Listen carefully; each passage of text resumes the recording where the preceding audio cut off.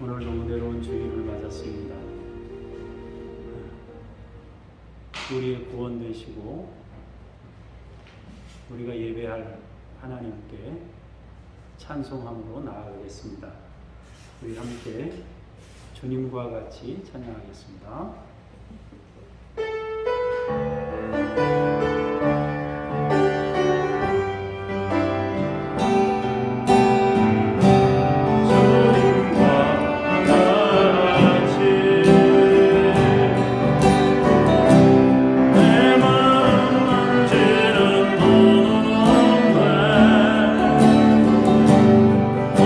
세월 찾아 나가는데 내겐 두 밖에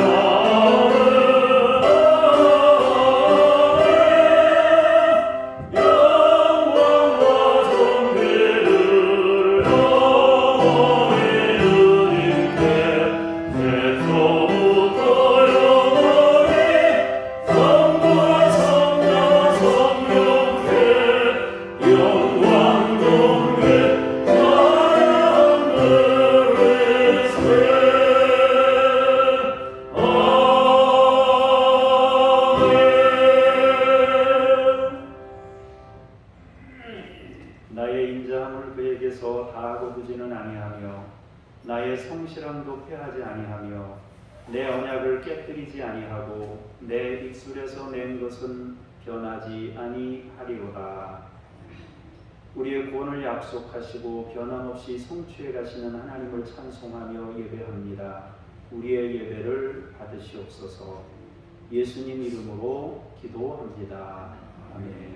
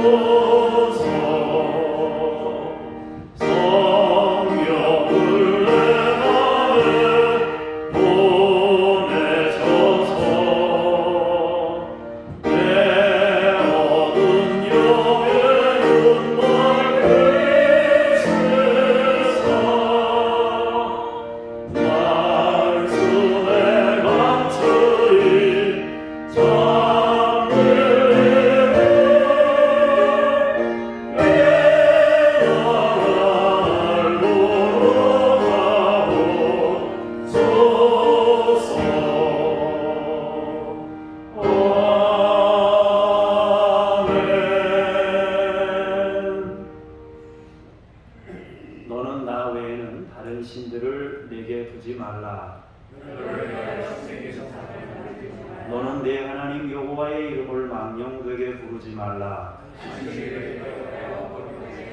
내 부모를 공경하라. 간음하지 말라. 내 이웃에 대하여 거짓 증거하지 말라. 아멘. 참회의 기도로 함께 기도합니다. 사랑의 하나님, 주님을 사랑한다 하면서도 주를 위해 살지 못하고 저희 자신을 위해 살았던 지난 날을 돌아보며 하나님 앞에 용서를 구합니다. 주님께서는 제자들을 향해 자기를 부인하고 제 십자가를 지고 주님을 따라야 한다고 말씀하셨습니다.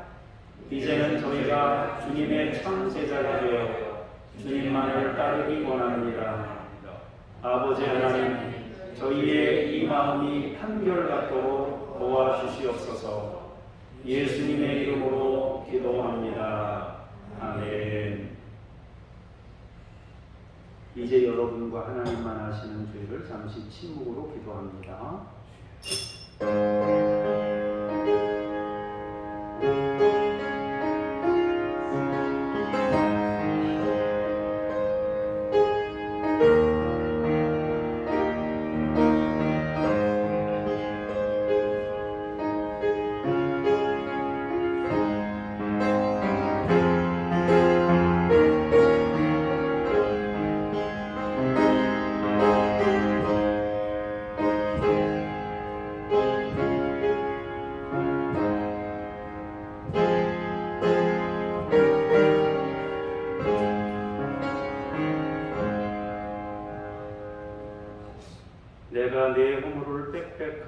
구름같이 네 죄를 안개같이 없이 하였으니 너는 내게로 돌아오라. 내가 너를 구속하였음이니라.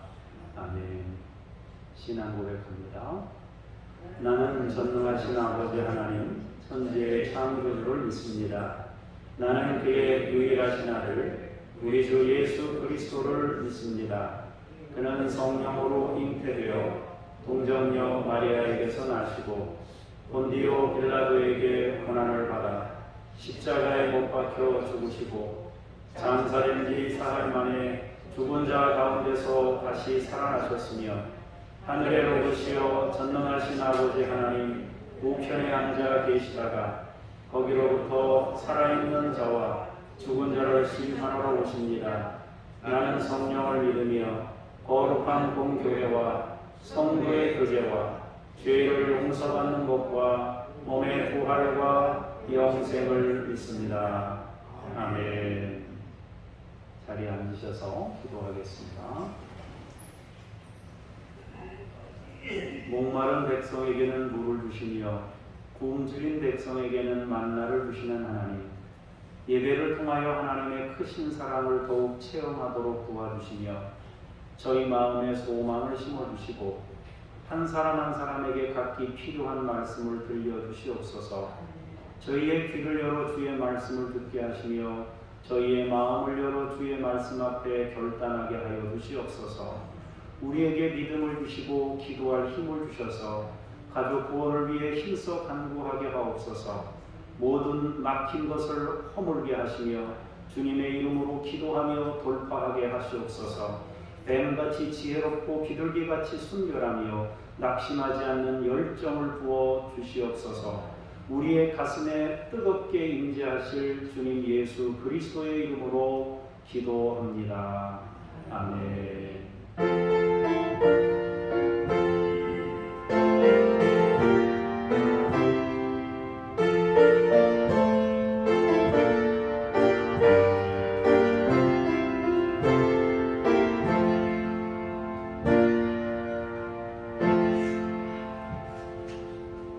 말씀 앞으로 나아가면서 쉐마 찬송 부르시겠습니다.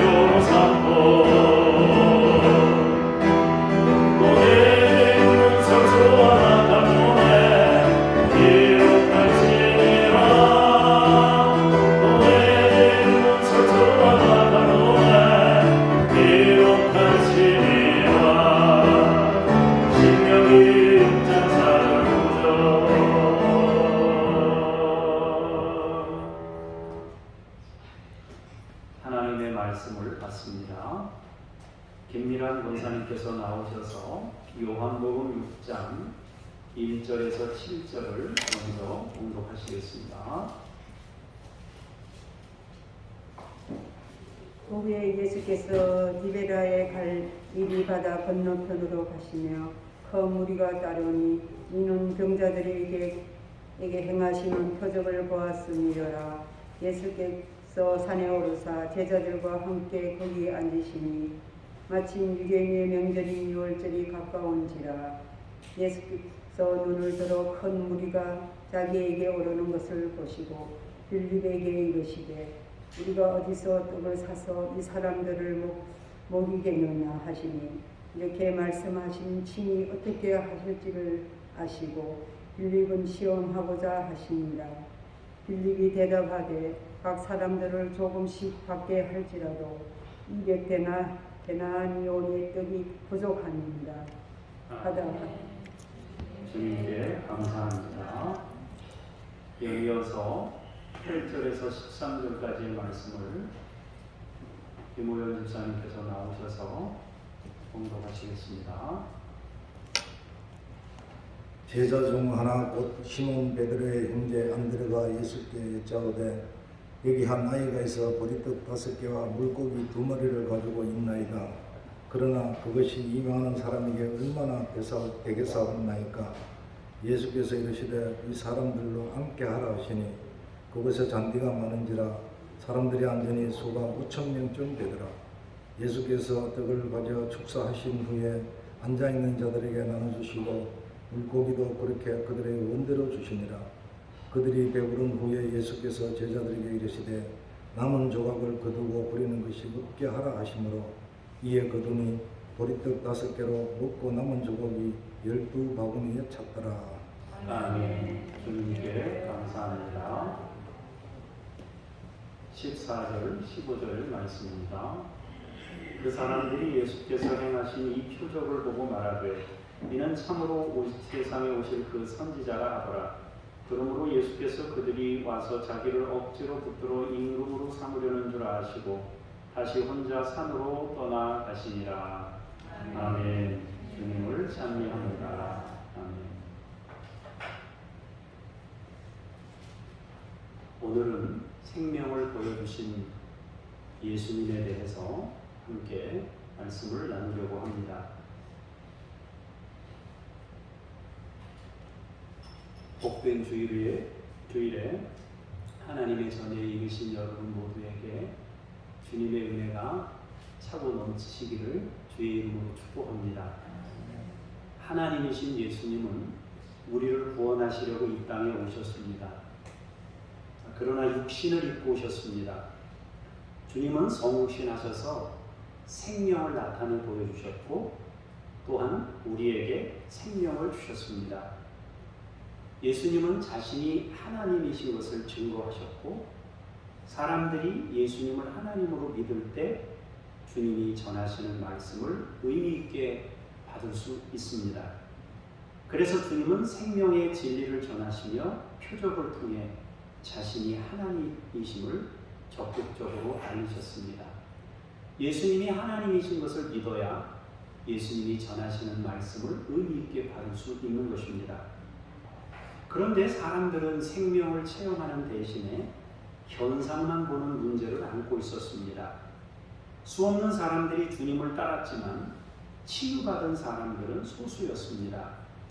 많은 이들이 주님을 믿는다고 했지만 정작 은혜를 입은 사람들은 몇몇 사람들 뿐이었습니다. 물론 주님께서 사람들을 치유하신 숫자가 적다는 뜻은 아닙니다.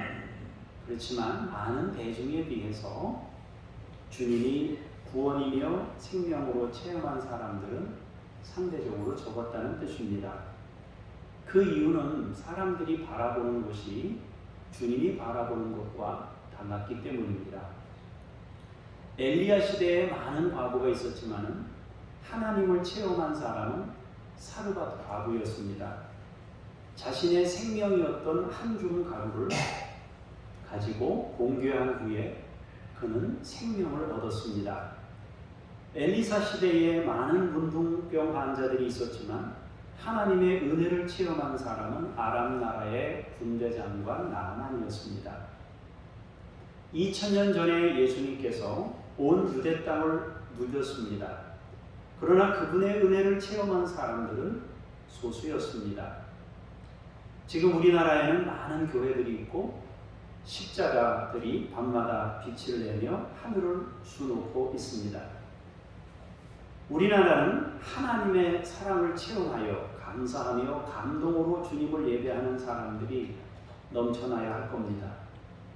중요한 것은 무엇을 바라보느냐 하는 것입니다. 그것이 중요합니다.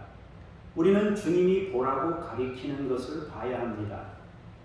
늘 말씀드리다시피 이정표가 아닌 이정표가 가리키는 생명을 체험해야 하는 것입니다. 요한복음 6장 1절 2절을 먼저 보시겠습니다. 같이 읽겠습니다. 시작. 그 후에 예수께서 디베레 갈릴리 바다 건너편으로 가시매 그는 그와 달리 믿는 용사들에게 행하시는 표적을 보았으므로라. 아멘. 그 후에 주님이 디베랴 갈릴리 바다 건너편으로 가십니다. 그러자 큰 무리도 따라갑니다. 예수님도 가시고 무리도 따라갑니다. 그러면 예수님은 거기 왜 가시고 무리들은 거기 왜 가는가 하는 것입니다. 여기서 중요한 것은 목적입니다. 주님은 목적을 가지고 이동하셨습니다. 사람들도 자기 목적이 있기 때문에 주님을 따라서 건너간 겁니다. 그러면 주님은 무슨 목적을 가지고 이동했고 사람들은 어떤 목적을 가지고 주님을 따라갔는가 하는 것입니다. 성경은 우리가 주님을 따라서 바다 건너편으로 간 이유에 대해서 설명합니다. 병자들에게 행하는 표적을 보았기 때문에 따라간 것이라고 성경이 말씀합니다. 그러나 주님이 이동하신 이유는 잘 설명하고 있지 않습니다. 다만 단서를 제공하고 있는데 그 단서는 1절 처음에 뭐라 그랬어요? 그 후에 했어요. 주님은 그 후에 이동했습니다. 사람들은 병자들에게 행하시는 표적을 보았기 때문에 이동했습니다. 그러나 주님은 그 후에, 다시 말해서 요한복음 5장을 말씀합니다. 주님은 생명을 주시려고 이 땅에 오셨다고 선언하셨습니다. 아버지께서 자신을 통해 생명을 주시려고 보냈다고 말씀하셨습니다. 요한복음 5장 24절 우리가 노래로 암송했던 것 중에 하나인데 내 말을 듣고 또 나 보내신 이를 믿는 자는 영생을 얻었고 심판에 이르지 아니하나니 사망에서 생명으로 옮겼다고 선언했습니다. 믿음을 말씀하시고 생명을 말씀하시고 아버지를 말씀하셨습니다.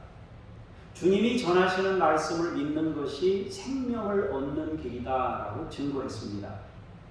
그리고 자신에 대한 증거는 요한뿐만 아니라 하나님께서도 증명해 주셨고 성경도 주님을 전하고 있다고 말씀하셨습니다. 차고 넘치는 증거들을 말씀하시면서 주님이 진리이고 전하시는 말씀이 곧 생명임을 분명히 하신 겁니다. 주님을 통해 아버지를 믿어야 구원이 있다고 말씀하셨습니다. 그러나 사람들은 주님의 말씀을 깨닫지 못합니다. 우르르 몰려다니기는 하는데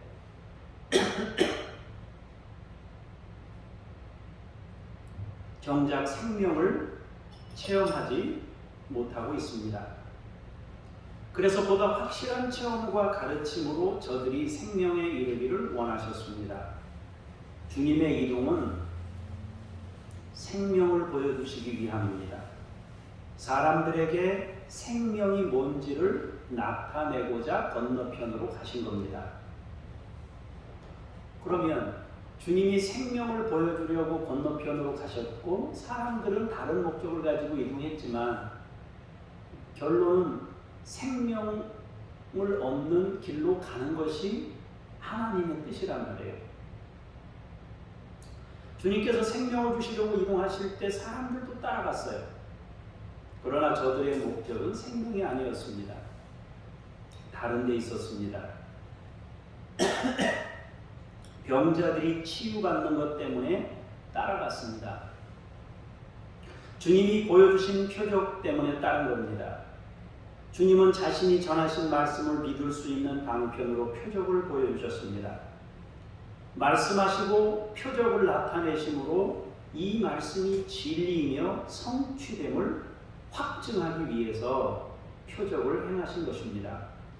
일례로 주님은 부활을 말씀하시고 나서 나사로를 살리셔요. 마지막에 우리가 부활된다라는 것을 전하시는 겁니다. 자유와 구원을 말씀하시고 난 이후에 38년 된 병자를 일으켜 세웁니다. 그러면서 이것이 하나님의 구원임을 명확하게 말씀하시는 거예요. 그런데 사람들은 예수님이 전하시는 그 메시지 말씀은 관심이 없고 사람이 일어난 거 여기에만 관심이 있는 거예요. 표정만 생각하고 주님이 전하시는 생명의 말씀에는 관심이 없는 거예요. 그래서 주님은 이 사람들을 데리고 건너편으로 가셔서 그들에게 또 다른 체험을 통해서 생명을 맛보게 하려는 것입니다. 자, 3절에서 7절을 보겠습니다. 시작. 예수께서 산에 오르사 제자들과 함께 거기에 앉으시니 마침 유대인의 명절인 유월절이 가까운지라. 예수께서 눈을 들어 큰 무리가 자기에게로 오는 것을 보시고 빌립에게 이르시되 우리가 어디서 떡을 사서 이 사람들을 먹이겠느냐 하시니 이렇게 말씀하시면 친히 어떻게 하실지를 아시고 빌립을 시험하고자 하시니라. 빌립이 대답하되 각 사람으로 조금씩 받게 할지라도 200데나리온의 떡이 부족하리이다. 아멘. 자, 예수님은 바다를 건너가신 다음에 어딜 가셨다고 그랬어요? 산에 오르셨다. 이미 5장에서 말씀하신 생명을 보다 구체화하기 위해서 제자들을 데리고 산에 오르신 겁니다. 1차적으로는 제자들에게 생명을 드러내 보여주시기를 원한 것이고 2차적으로는 따라온 무리들에게 생명을 체험시키고자 한 것입니다. 주님은 제자들과 함께 산에 오르셨고 사람들은 주님을 통해 표적을 보고자 몰려들었습니다. 산 위에서 제자들과 함께 사람들을 보는 거예요. 몰려오는 사람들을 산 위에서 보고 있는 겁니다. 그 모습을 주님도 보고 계시고 제자들도 보고 있습니다. 이런 상황에서 주님은 많은 사람들이 몰려오는 걸 보면서 주님이 빌립에게 말씀하십니다. 우리가 어디서 떡을 사서 이 사람들 먹게 하면 좋겠느냐. 그런데 주님의 이 말씀은 빌립을 시험하시기 위함이다 그랬습니다. 시험이라는 것은 테스트의 목적이 있지만 사실은 테스트의 목적보다 더 중요한 목적이 있어요. 여러분 우리가 학교에서 시험 볼 때 그 시험 테스트라고 하잖아요. 그런데 그보다 더 시험 보는 목적이 궁극적인 목적이 뭐예요? 향상입니다. 향상. 단순히 이 사람이 몇 점인지를 평가하는 게 아니라 그 평가라는 것은 이 사람들이 그 평가를 위해서 자기 스스로 공부하는 과정을 확보하고 그래서 결국에는 향상에 이르도록 하는 목적을 지니고 있는 겁니다.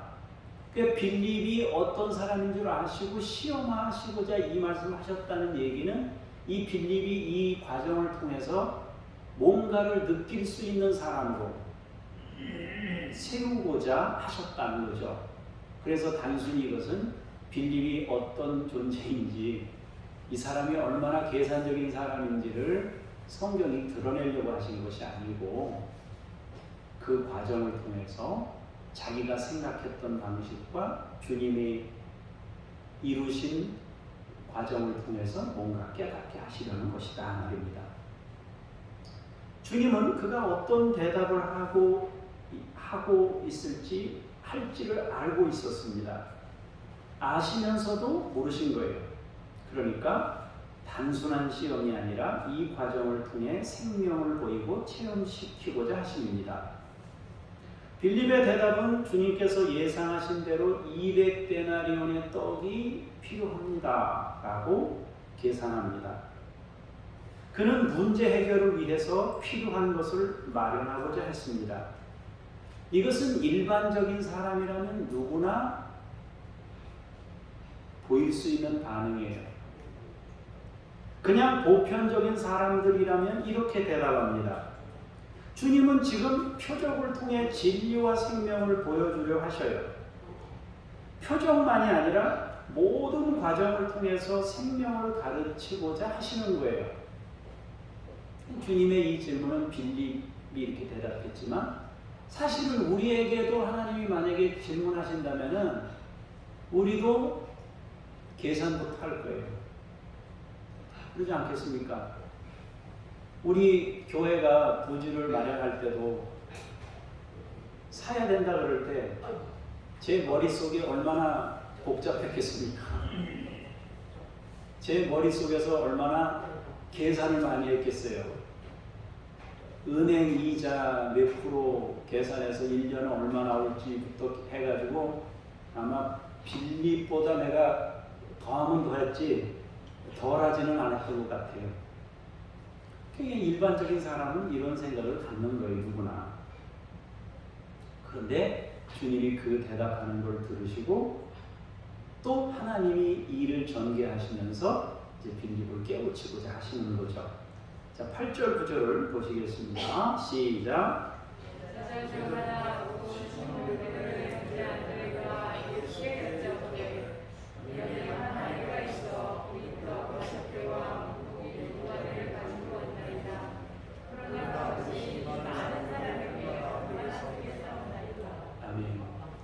빌립과 달리 제자 중 한 사람이었던 시몬 베드로의 형제 안드레가 주님께 말씀합니다.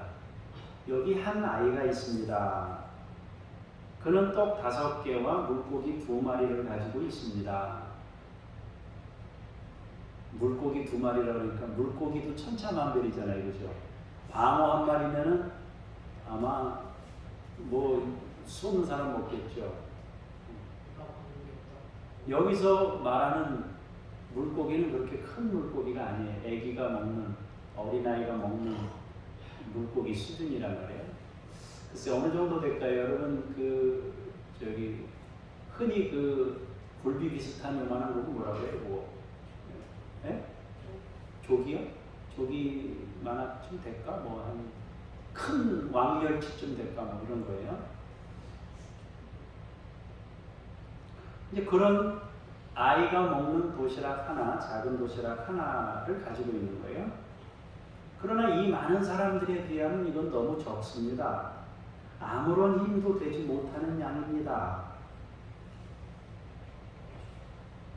주님은 제자들에게 생명을 가르치시고 진리를 전하실 생각을 하셔요. 빌립은 머릿속으로 저들을 다 먹이려는 200데나리온이 필요한데 라고 생각하고 있어요. 안드레는 지금 가지고 있는 것이 도시락 하나뿐인데 어쩌지 터무니없는 양이라고 생각합니다. 우리는 빌립과 안드레와 주님이 가지고 계신 생각을 잘 보고 깨달아야 합니다. 자, 10절, 11절 보겠습니다. 시작. 예수께서 이르시되 이 사람들로 안패하라 하시니 그곳에는 잔디가 많은지라 사람들이 앉으니 수가 5,000명쯤 되더라. 예수께서 떡을 가져 식사하시는데 앉아 있는 자들에게 나눠주시고 물고기도 그렇게 그들의 원대로 주시니라. 아멘.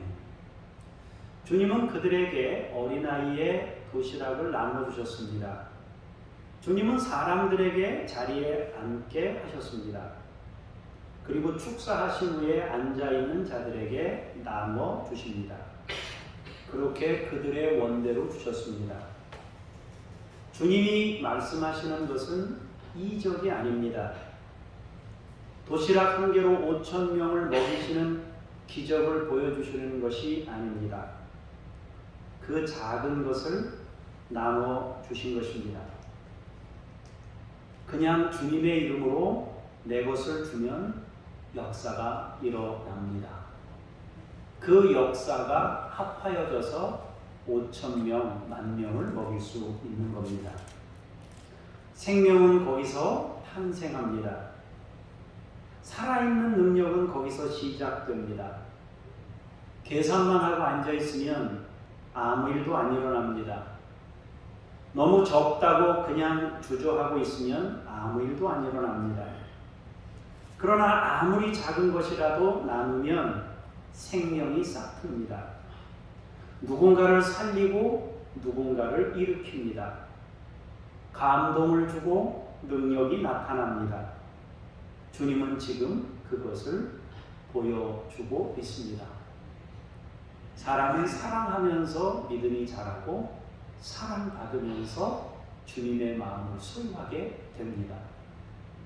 주님이 서로 사랑을 말씀하신 것은 그 서로 사랑을 통해서 우리의 믿음이 점점 서로 상호작용을 통해서 주님 마음으로 점점 가까워지게 되기 때문입니다. 12절, 13절을 보시겠습니다. 시작.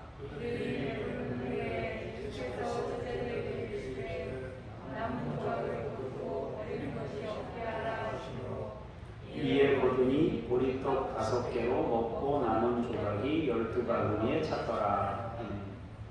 생명은 생명을 낳습니다. 주님은 생명입니다. 나눔은 곧 나눔으로 이어집니다. 나누면 남습니다.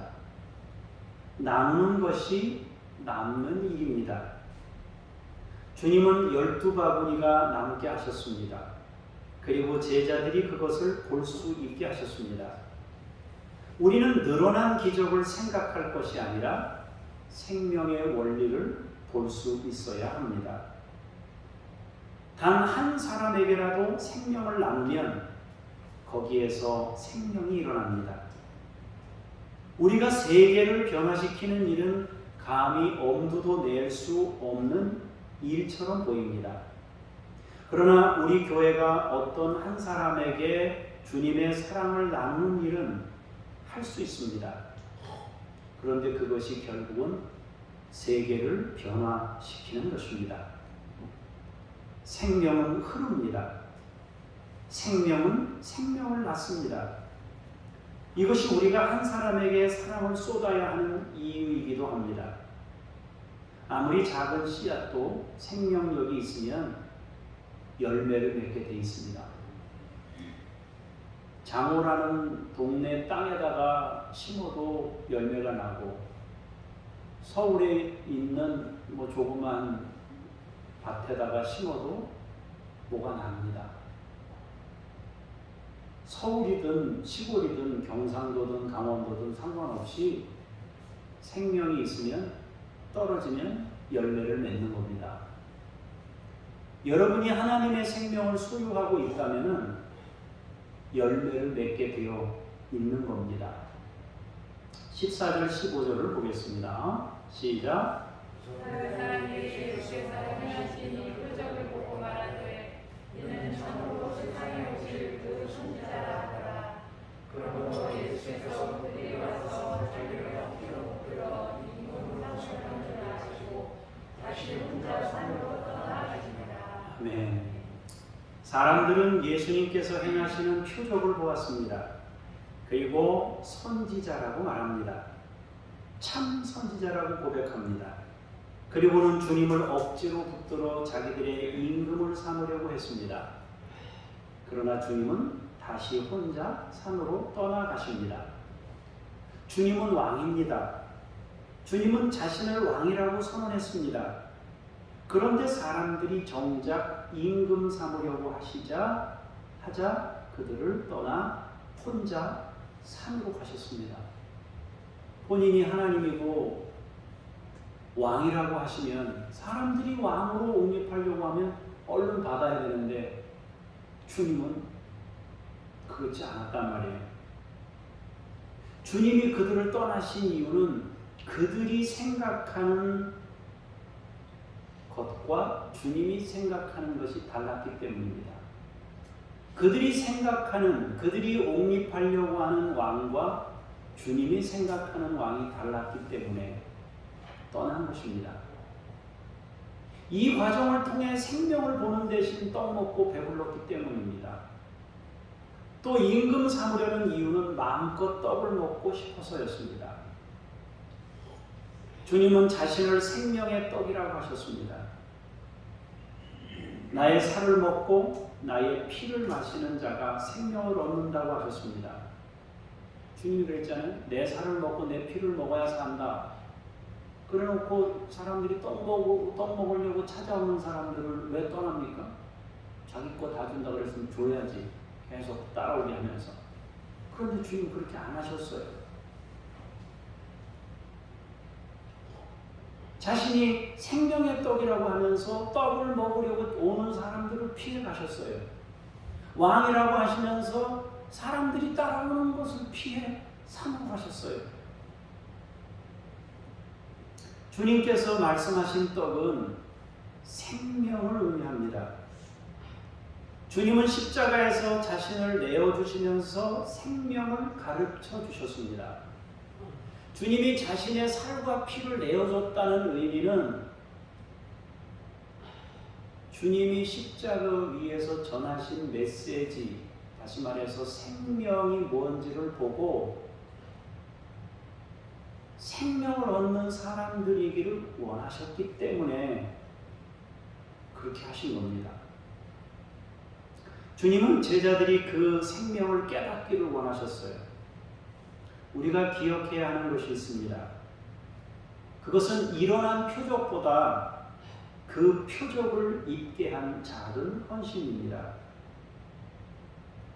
사랑하는 여러분, 지배하기 위한 나눔은 생명이 될 수 없습니다. 사람들은 뭔가를 조금 하면 꼭 지배하려고 해요. 누군가를 자기 밑에 예속시키려고 해요. 어깨에 힘을 주려고 합니다. 그 사람 위에 내가 그래도 나은 사람이지, 돕는 사람이지, 우리 교회는 돕는 교회지 하면서 일정 부분 자기 과시에 빠지게 되는 그런 우를 범하게 됩니다. 지배하기 위한 나눔은 생명일 수 없는 것과 마찬가지로 받아내기 위한 따름은 생명이 되지 못합니다. 주님은 그들을 지배할 마음이 없으셔요. 단지 저들이 주님의 사랑과 생명을 깨닫고 헌신하는 자들이 되기를 원하십니다. 우리가 성찬을 하는 이유는 주님의 희생을 먹고 우리도 그 감동으로 헌신하기 위함입니다. 하나님을 믿는다고 할 때 그것은 그분의 헌신이 나를 살린 것처럼 헌신이 곧 생명임을 알고 믿는 것입니다. 그러므로 믿음의 사람들은 헌신합니다. 헌신하지만 생색은 내지 않습니다. 헌신하지만 목소리를 높이지는 않습니다. 오늘 새벽에 호박을 하나 따서 손에 들고 하나님 앞에 너무 감사한 거예요. 너무 감사해요. 또 하나 들고 아직 못 먹었어요. 그런데 너무 감사한 거예요. 근데 내가 이 호박을 따면서 얼마나 내가 욕심이 많은 사람인지를 보게 되는 거예요. 오이 하나를 따면서 욕심이 많은 나를 보는 거예요. 얘네들이요 생명력을 가지고 있기 때문에 올라와서 하나 달리잖아요. 그러면 에너지를 여기다가 다 줘요. 오이 하나에다가 에너지를 다 줍니다. 그 하나에게, 오이 하나에게 에너지를 다 주어서 얘가 적정 수준이 될 때까지는 다른 오이에게 에너지를 잘 안 줘요. 오이가 줄줄줄 달렸을 때 막 10개, 20개 에너지를 거다 다 주진 못해요. 왜냐하면 그렇게 열매를 맺을 수가 없어요. 하나의 뿌리에서. 그래서 오이 하나에다가 에너지를 다 줘서 오이가 어느 정도 크면 그 다음 오이에다가 에너지를 보내는 거예요. 그래서 오이들이 요만한 게 달려가서 한참 동안 머물러 있어요. 그냥 그 상태로. 안 커요. 그러나 어떤 에너지가 필요한 요만큼 자랄 자란 수준에서 이제 클 때까지 하나 크는 거는 걔는 굉장히 빨리 큽니다. 그거를 따줘야 그 다음 게 에너지를 그리로 보내서 커요. 걔네들은 왜 그렇게 거기다 에너지를 보내는가? 열매를 맺고 다음 세대를 이어가기 위해서 그렇게 하는 거예요. 그래서 온 힘을 다해서 오이나 호박의 하나를 키우기 위해서 온 힘을 다해서 거기다 딱 줘요. 야, 이제 나는 다음 세대를 보장할 수 있겠구나 하고 생각했을 때 이상기가 또 따라하는 거예요. 그러면 이제 얘네들이 다시 다음 세대를 이루기 위해서 그 다음 오이에다가 에너지를 집중해서 또 키워요. 그래서 이제 됐다 할 정도 되면 인간이 또 따라하는 거예요. 내가 그걸 따면서 얘네들이 자신의 것을 다 쏟아가지고 뿌리에서 온 힘을 다해서 길러가지고 다음 세대를 만들려고 했던 것을 내가 먹는데 이게 얼마나 소중하고 귀한 것이냐. 하나님이 이렇게 내 생명을 유지하기 위해서 식물들도 자기 온 에너지를 쏟아서 열매를 주는 거예요. 그걸 먹으면서 우리가 감사하지 않을 수 있다면은, 감사하지 않는다면은 말이 된다고 생각하십니까, 여러분? 우리가 식사를 매번 먹으면서 감사하지 않는다는 것은 말이 안 되는 얘기예요. 너무 소중한 거예요. 이게 호박 하나를 따서 내가 들고 그거 언제 열리나 언제 크나 그것만 쳐다보고 있으니까 먹으려고. 얘네들은 다음 세대를 유지하려고 주야장창 밤낮 안 가리고 그냥 열심히 애쓰고 이 더위에도 힘써 막 기르고, 나는 열심히 그냥 따다가 먹고 그렇게 하는 거죠. 그렇다고 여러분들이 열매를 막 드신다고 죄책감 가질 필요는 없어요. 죄책감 가지라고 이거 말씀드린 건 아니지만 하나님이 우리에게 생명의 원리가 뭔지를 가르쳐 주신 건 분명하잖아요. 그럼 우리가 생명을 깨닫는 사람이 되어서 헌신이라는 그것이 우리에게 생명임을 기억하면서 가야 한다는 거죠. 생명이라는 것은 양이나 크기나 이런 것이 아니고 내어줌이에요. 10사람이나 100사람이나 생각하는 대신 한 사람에게 에너지를 집중하는 거예요. 오이 하나를 보면서도 많은 걸 생각하게 해요. 한꺼번에 동시에 오이가 수십 개 따먹을 수 있는 상태가 되는 게 아니에요. 걔네들도 하나에 집중해요. 그리고 또 하나에 집중해요. 그러다 보니 1년 지나고 났을 때 많은 오이를 우리한테 선사하는 겁니다. 우리가 큰 것을 꿈꾸는 것이 나쁜 것은 아니지만 정말 중요한 것은 작은 것 하나를 내 마음을 다해서 헌신할 수 있으면 그것이 생명이라고 주님이 말씀하신 거예요. 왜 여러분 장정만 5,000명이라고 얘기했을까요? 왜 어린아이의 도시락을 사용했을까요? 상대적으로 어린아이의 도시락은 작아요. 왜 예수님이 믿음을 말씀하시면서 겨자씨를 말씀하실까요? 사람이 생각할 수 있는 것 중에 가장 작은 걸로 비유를 드시는 거예요. 왜? 생명이라는 것은 그 자체가 능력이고 힘이기 때문에 작고 크기하고 상관없는 거예요. 여러분 속에 주님의 마음 헌신의 그 씨앗이 들어있으면 장소 불문하고 크기 불문하고 우리의 수준 불문하고 하나님의 역사가 일어날 수 있는 거예요.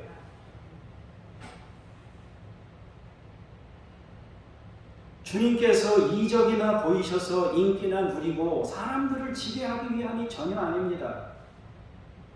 이적이 목적이었다면, 임금이 목적이었다면 굳이 혼자 산으로 가실 이유가 없어요. 주님은 작은 것 하나가 가진 힘을 말씀하시고 있어요.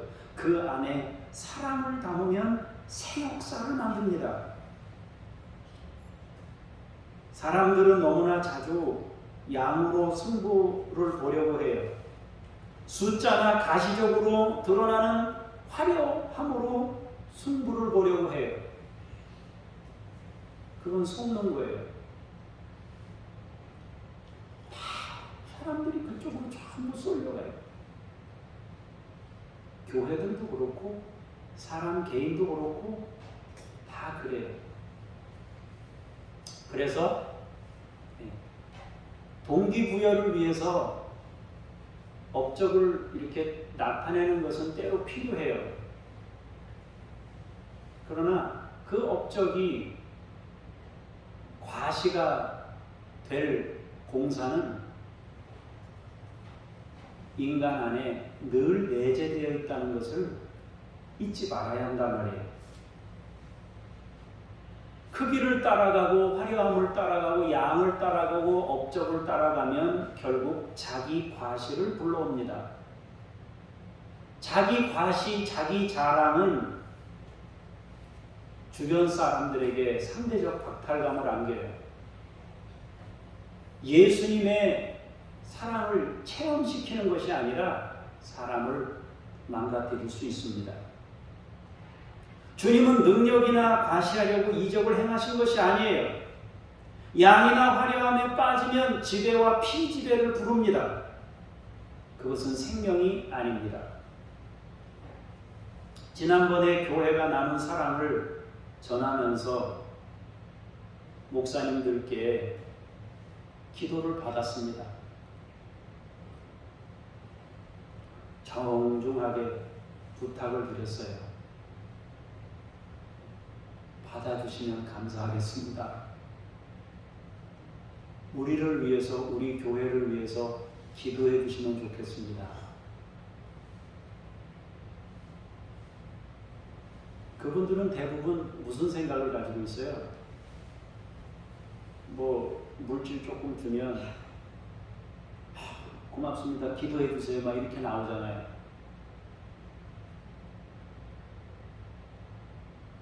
그분들이 그런 어떤 그 생각을 가질까봐, 마음 아픈 마음을 가질까봐 기도를 얼마나 하는지 몰라요.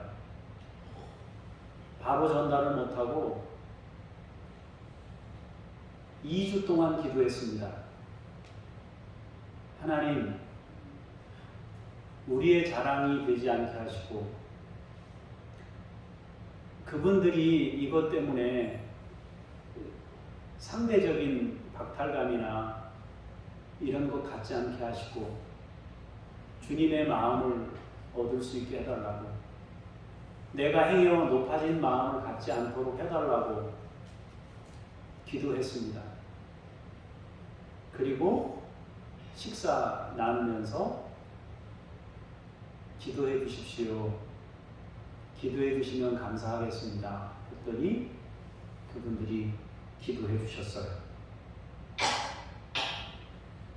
그래도 그분들은 낮은 마음을 가진 분들이라 어쩔 줄 몰라 하셨지만은 중요한 것은 하나님의 사랑을 느끼면 됩니다. 그냥 그것이 다입니다. 더 이상 그분들에게 아무것도 기대할 이유가 없습니다. 그냥 주님의 사랑을 체험하면 됩니다.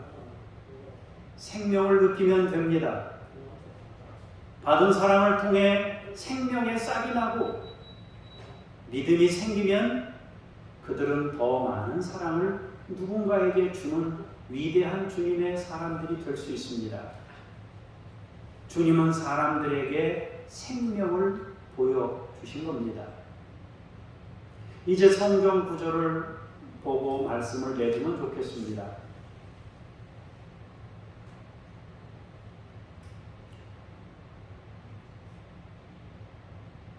26절에서 29절을 봅니다.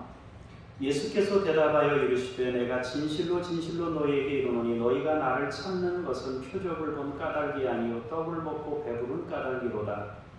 썩을 양식을 위하여 일하지 말고 영생하도록 있는 양식을 위하여 하라.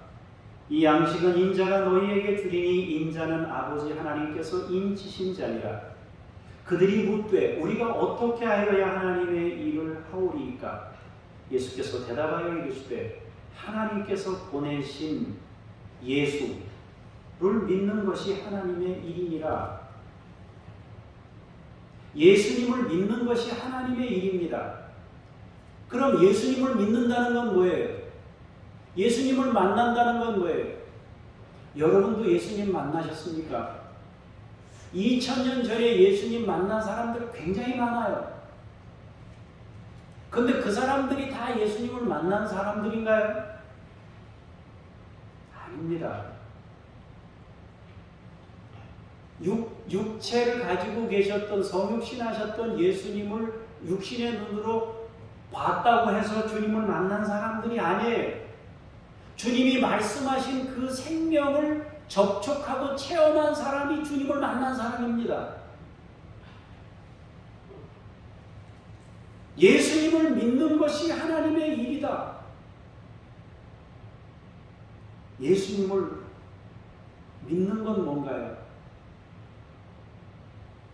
영생의 양식은 주님이 하신 말씀이고 가르침입니다. 주님이 드러내어 보여주신 하나님의 사랑입니다. 헌신입니다. 사랑하는 성도 여러분, 굉장한 것을 이루려고 하지 마시고 그냥 지금 내가 가지고 있는 것으로 사랑을 실천하면 그것이 굉장한 일을 만들어 낼 겁니다. 우리는 어린아이가 가진 도시락보다 더 많은 에너지를 가지고 사는 풍요로운 시대를 살고 있습니다. 그렇다면 우리라고 5,000명을 못 먹일 것이 무엇이며 10,000명인들 변화시키지 못할 이유가 될 수 있을까요? 없을 겁니다. 사랑하는 여러분, 작은 하나가 천을 이루고 강국을 이룰 수 있는 겁니다. 더 중요한 것은 여러분들 안에 주님의 마음과 그 주님의 생명을 간직하고 있느냐, 주님이 보여주신 그 생명을 우리도 소유하고 있느냐, 이것이 중요한 것이다 말입니다. 기도하겠습니다.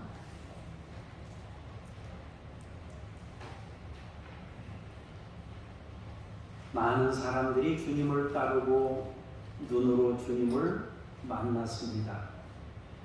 우리도 교회를 통하여 주님의 말씀을 들었습니다. 예수님을 믿는 것이 하나님의 일이라고 말씀하십니다. 주님을 믿는 것은 주님이 가르치시고 말씀하신 것을 믿음으로 받고 헌신하는 것이라고 오늘 말씀하십니다. 주여, 이제 우리가 역사를 만드는 종들이 되기를 원합니다. 생명을 낳는 자들이 되기를 원합니다. 도시락 하나가 5,000을 먹였습니다.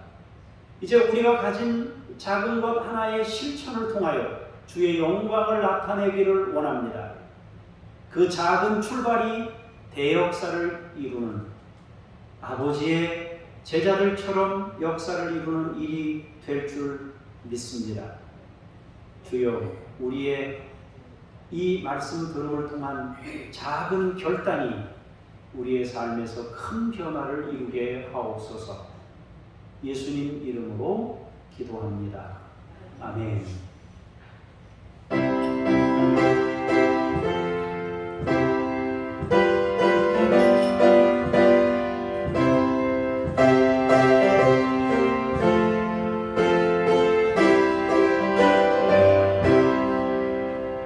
주 예수 크신 사랑을 말해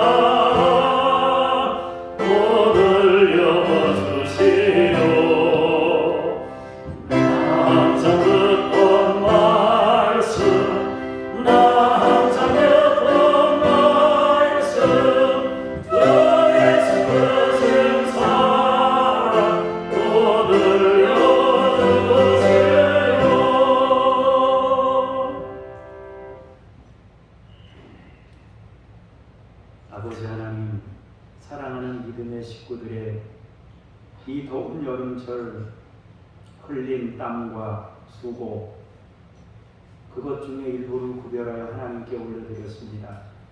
하나님의 주인 되심을 인정하며 바쁜 중에도 뛰고 달리며 주 앞에 예물을 구별하고 싸우니 사랑하는 성도들의 마음을 받으시고 이들의 예물이 헌신이 되어 주의 영광을 나타내게 하옵소서.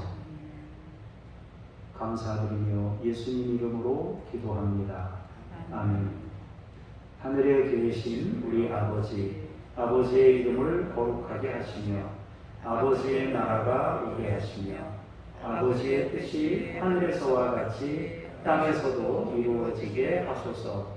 오늘 우리에게 일용할 양식을 주시고 우리가 우리에게 잘못한 사람을 용서하여 준 것 같이 우리 죄를 용서하여 주시고 우리를 시험에 빠지지 않게 하시고 악에서 구하소서. 나라와 권능과 영광이 영원히 아버지의 것입니다. 아멘.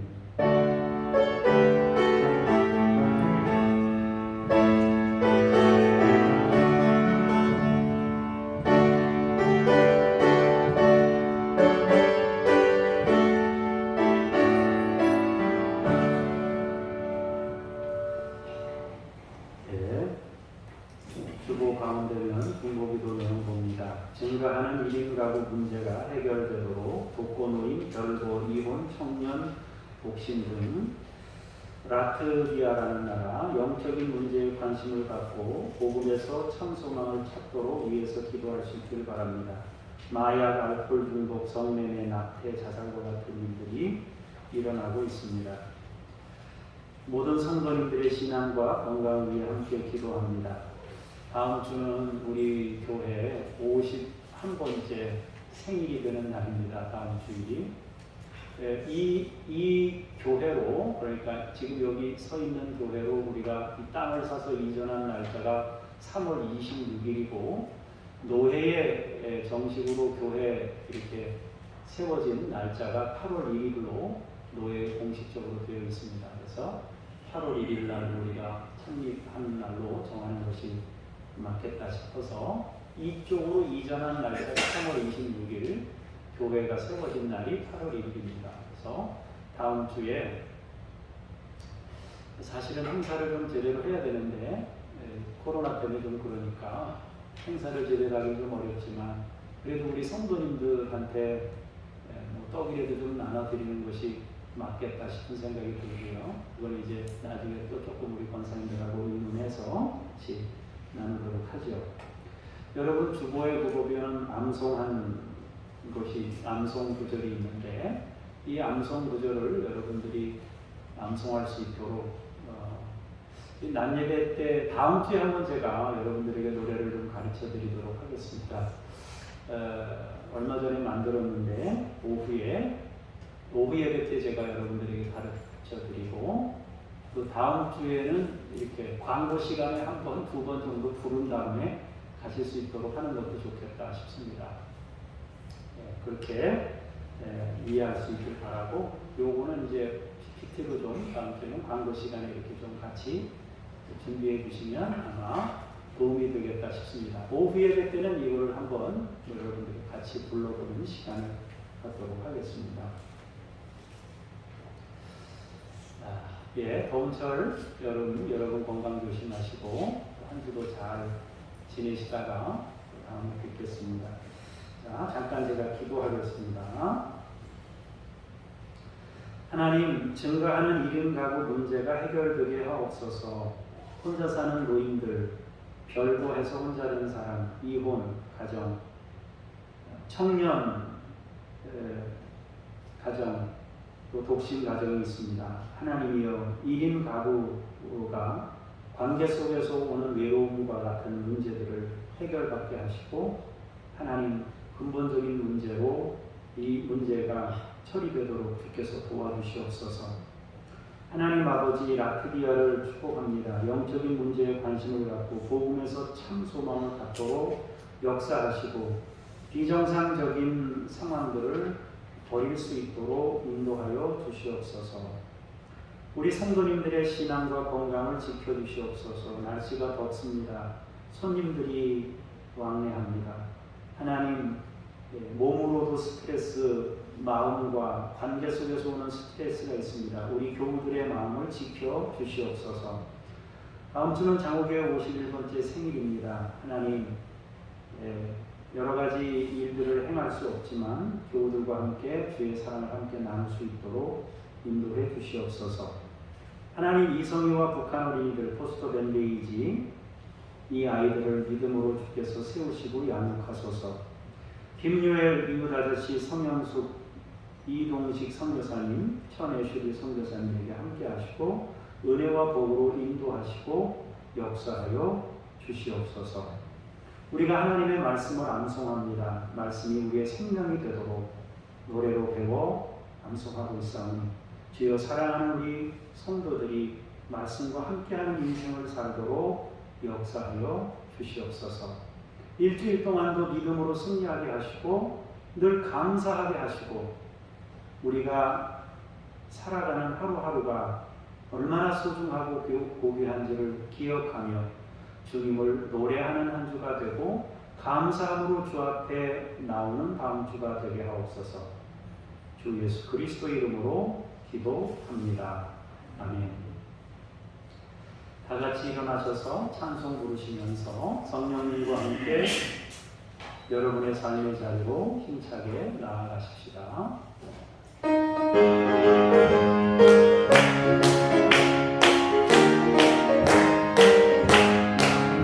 내가 매일 기쁘게 내 일을 행하며 주의 팔이 나를 안보하네요. 내가 주의 분노를 받는 잔들 비결 주의 영이 함께하리라. 성령의 예수 할렐루야 함께하세요.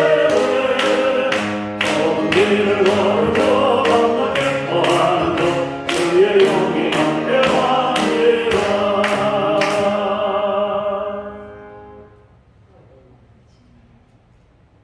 생명이시며 생명을 보여주시고 나타내신 예수 그리스도의 은혜와 그 생명을 우리 곁으로 보내주셨던 아버지 하나님의 그 크신 사랑하심과 깨닫게 하시고 헌신하게 하시며 생명을 낳도록 역사하시는 성령님의 도우심이 오늘 말씀을 통하여 보여주신 생명을 누리고 나타내며 열매 맺기를 원하며 돌아가는 사랑하는 믿음의 식구들 머리머리 위에 하나님이 세우신 교회들 위에 열방 위에 이제로부터 영원까지 함께 하시기를 간절히 축원하옵나이다.